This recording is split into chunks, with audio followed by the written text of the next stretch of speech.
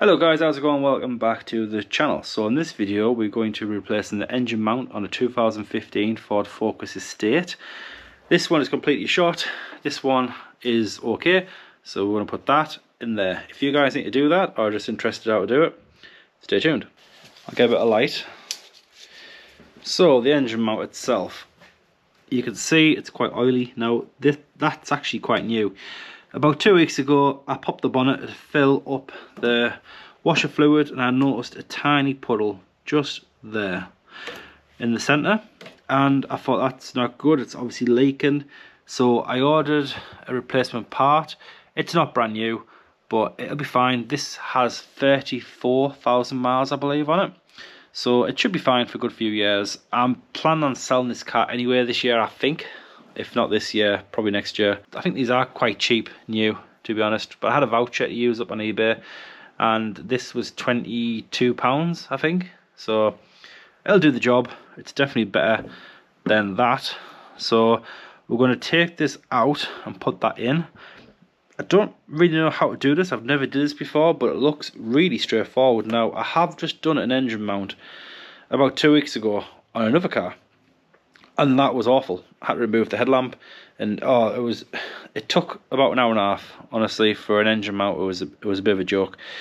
This looks really simple. So all I can see is a bolt down there.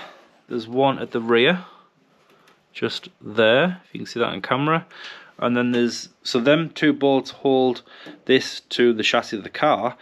The only three I can see holding on to the actual engine block are these three nuts here. I think that's it. So I think it's just a case of moving this expansion tank, and I can see a clip at the back, and I can see, I think there's a clip there, and there's definitely a clip there. That looks, well, yeah, that's a clip. So there's two clips, and I think that's just like rested on it. I think a screwdriver down the front of that, the one at the back, this should just lift up. There should be enough play. If not, we can remove, yeah, possibly we can remove that hose. If we can just get it out the way so we can get access to that back bolt, that's all we really need to do. So I'm going to remove this expansion tank and see if I can crack these nuts loose, and if I can, we need to jack the engine. So I've just done an oil change on this car. That will be on the channel probably at the same time as this video, I would have thought. And I've left the under tray off the car because I knew I'd have to jack the engine up, because obviously the engine mount is holding the entire left side of the engine. Now, I don't know, there might be, well, there will be another one on the transmission, and there's one here. So you can see the engine mount here. That looks perfectly fine. I can't see the transmission mount. It's usually at the back corner. That's oil off where the oil change. It's a awkward place for an oil filter up there. But yeah, so if you remove that engine mount, you've only got two on this side, so this engine will drop quite a lot, and that could put a lot of stress on the exhaust and everything else. So you don't want that. So we're gonna have to probably bring this car back down to the ground, and I'll put a jack, some wood, probably put a big piece of timber, put the jack in the centre, and not actually jack the engine, just literally hold it in its current position. Maybe just put a tiny bit of pressure on it, and that should be fine. So that really is it. The rest is just literally moving bolts and putting them back in. So yeah, let's give that a go. Right, can you guys see okay? Should be fine. So we need to move this, I think. I mean, well, I don't know, you probably don't have to. Yeah, you will, because you will not fit that through that tiny hole. Remove this strip. And I think if we just put a screwdriver in the back. Right, do you know what? I've been looking at this. I don't know if we even need to move this out the way. So there's not much to the actual mount itself. It's quite thin. I reckon if we get these nuts, if we get these bolts out, we might be able to angle it back and then slide it up like that. I just don't want to really mess about with this. I don't want to crack it, obviously.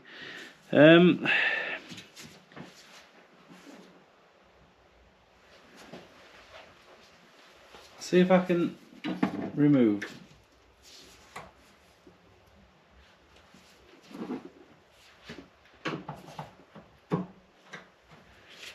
That's all you need to do, really, put a screwdriver in.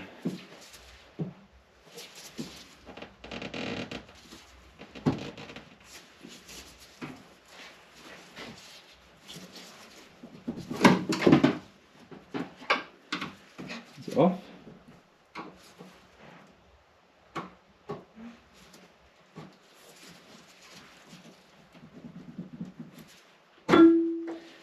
So that's off. So I'm guessing it's just the same at the rear.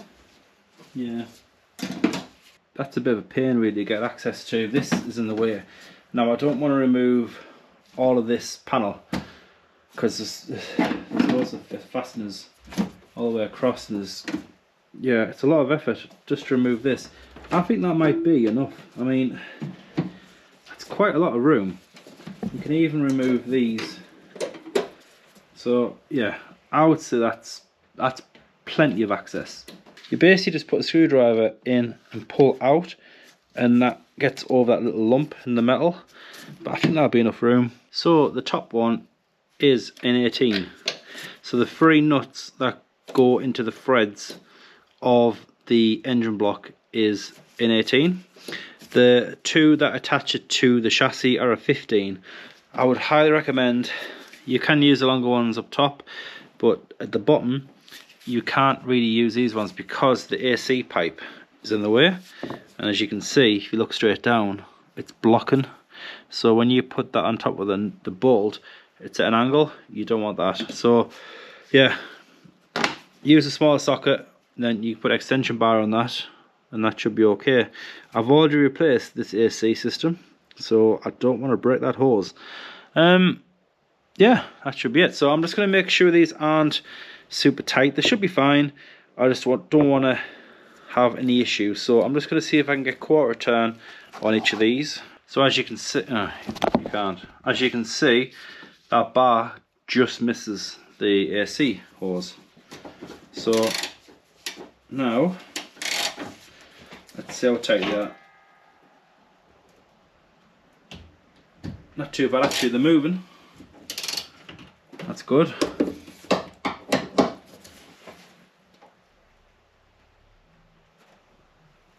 Yeah, that's fine.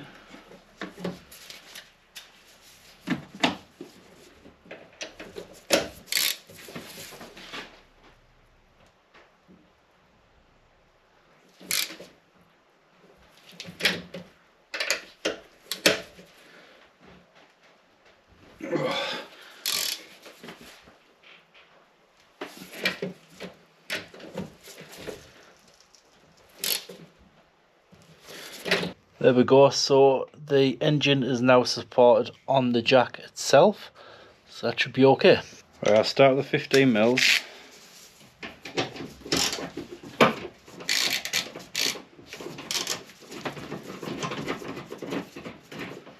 You guys can't even see what's going on.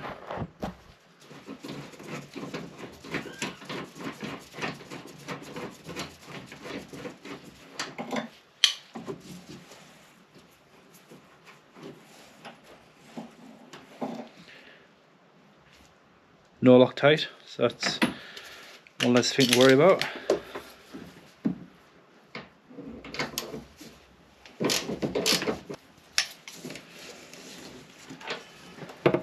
Right, now the engine mount to the engine block. Looks like the studs coming with it.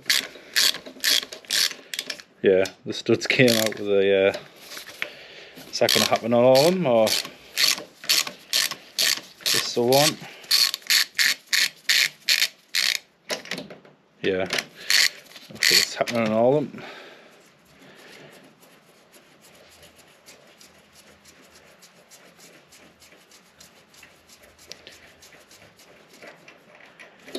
I did not expect that. No worries, it's not a bad thing. It's just a little bit more work.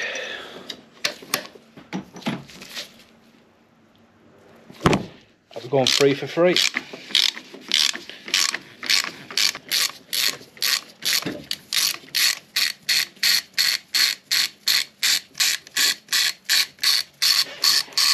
Yep. And that should be everything.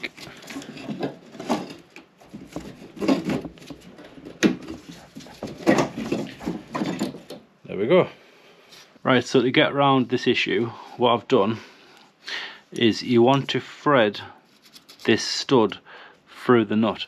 So I've just got myself an 18mm ring spanner, and then I've got myself an E10, which is for this funky star head, and then literally you just want to screw that thread, only about 3 or 4 threads, just so that when you put this back in there's a slight gap, because if you put this in as it is now, you'd be actually just tightening this down to the top of the bracket.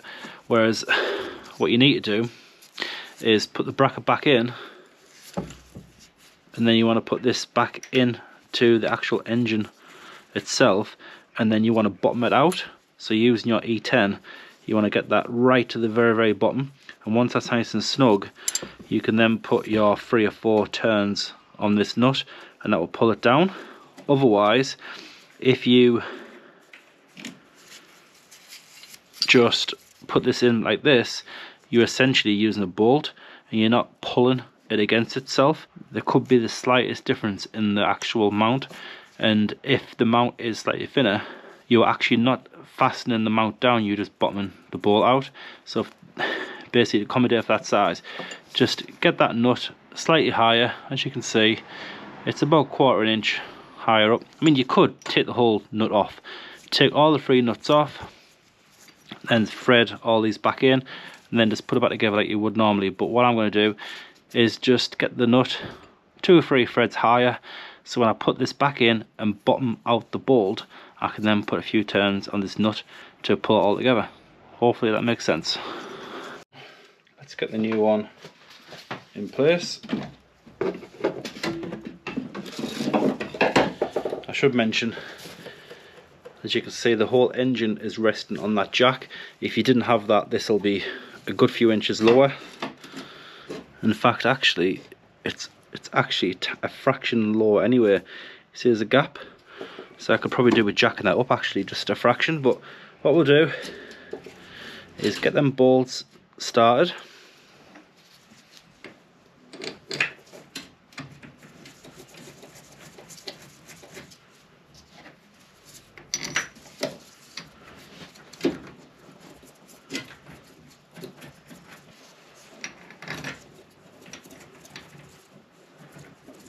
I'll get the 15mm and we'll get them put in as well.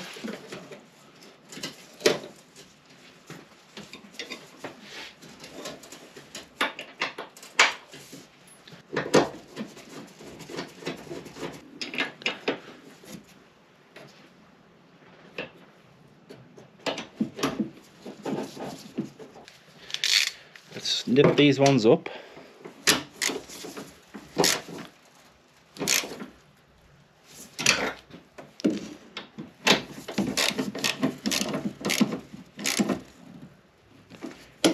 So that's not going to go anywhere. And now what we need to do is bottom these 3 bolts out. So you need your E10.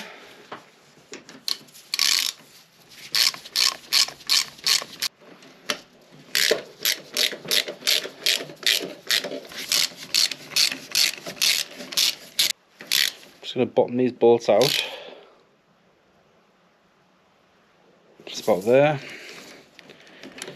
Now it's okay, because when you come to torque these down, the actual nut itself, it'll pull it all together.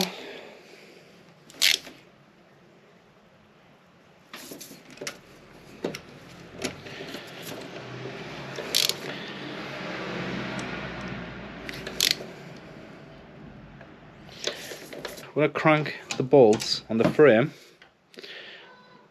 to 80.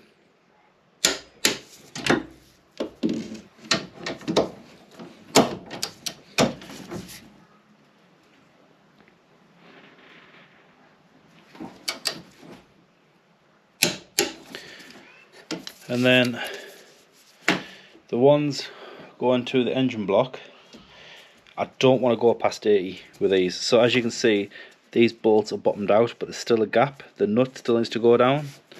There's a bit of play. So for these ones, don't know. I can't find the torque specs online. I've had a quick look. I can find some saying 80 for the older mount, but this is slightly different. We'll see what these feel like. So as you can see, we're actually now fastening the mount to the actual block itself.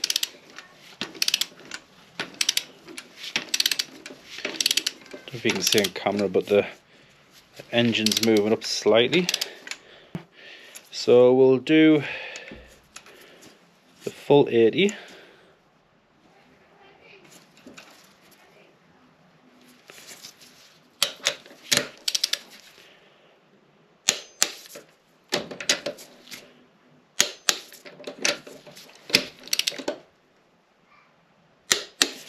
The bolts to the frame, they are a better bolt, and they are going into steel.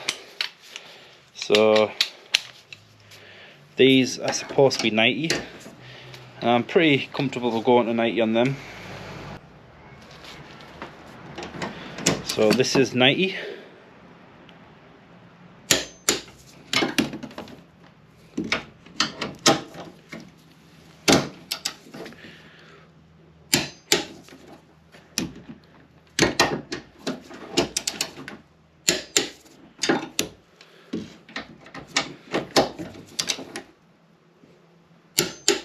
Right, so just put that rubber trim back. That's important, it stops any water coming into the engine bay. And then we can push that back. So remove that clip only, because that one wasn't necessary, to be honest. You might be able to get it out, but yeah, I'll probably remove that clip, and then these 3 bolts, then 2 bolts, and you should be good. We'll just remove the jack.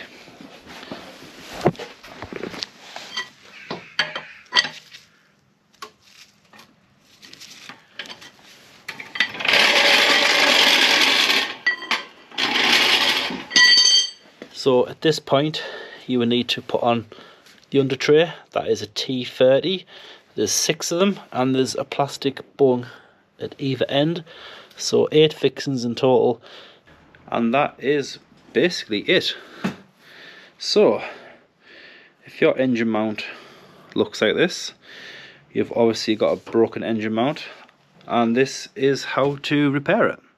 So this might last a few more years, so that'll get by for me. If this one fails again, I'll probably just go and get a new one, but this will do for now.